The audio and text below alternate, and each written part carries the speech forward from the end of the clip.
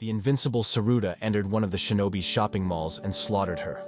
Still in his invincibility, he chased after an enemy, which he caught with the drone gifted to him by Kudo. The young girl was at Eita's apartment block chit-chatting about the woman in the store, as she was also looking for someone to take her to the store.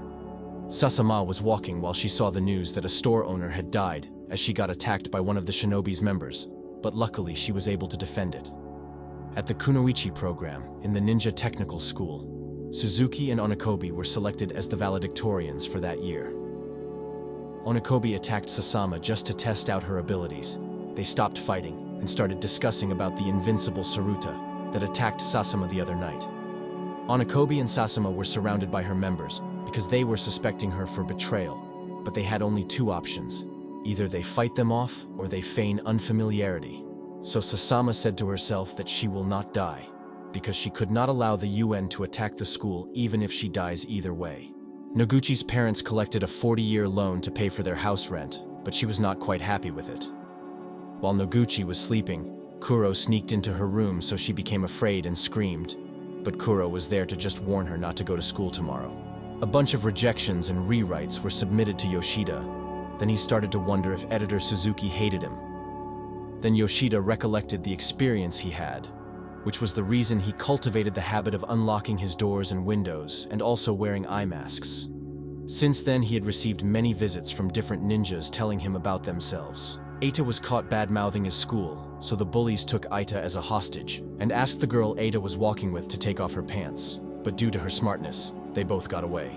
She grabbed Eita's hand and carried him on her back as he mistakenly grabbed her boobs. While he was expecting soft boobs, he felt hard rock boobs and was disappointed. While they were about to start the infiltration of the school, Chief Kudo warned them not to kill any of their enemies, as they were not responsible for their deaths. The director knew about the infiltration of the school and told Suzuki about a secret entrance she could use for an escape. So Suzuki asked about how things were going in fighting off the UNs, but it was not going well. Then she concluded that they had to fight the UNs themselves. The UNs had infiltrated the school and killed one of the female students who was a bully. The school is now in chaos and everyone is running for their lives. An elder in the school was informed about the infiltration. The director gave falsified information to trick the students into believing that they were safe. Eita met a new guy at the school and he asked Eita to save him. The director continued announcing that the information about the intruder was fake, but the intruder showed himself to be real by killing another student in the school. One of the students volunteered to fight off the UNs with Kuro. The talking cat wanted to ride on the talking bike as they were going to take part in rescuing the school from disaster. The robot was at the school already. Then Suzuki appeared at the school as she could perceive the stink smell of the girls and nice smell of the guys.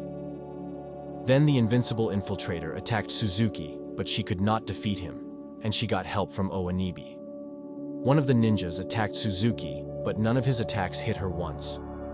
The robot also helps in fighting off the UNs. While Suzuki was fighting with a ninja, the ninja thought he had tricked her to touch him, but that was not the case. Suzuki was electrocuted at first, but she then balanced her inner flow, which enabled her to fight back the more. She was about to kill the ninja, but she remembered that she was not allowed to kill anybody.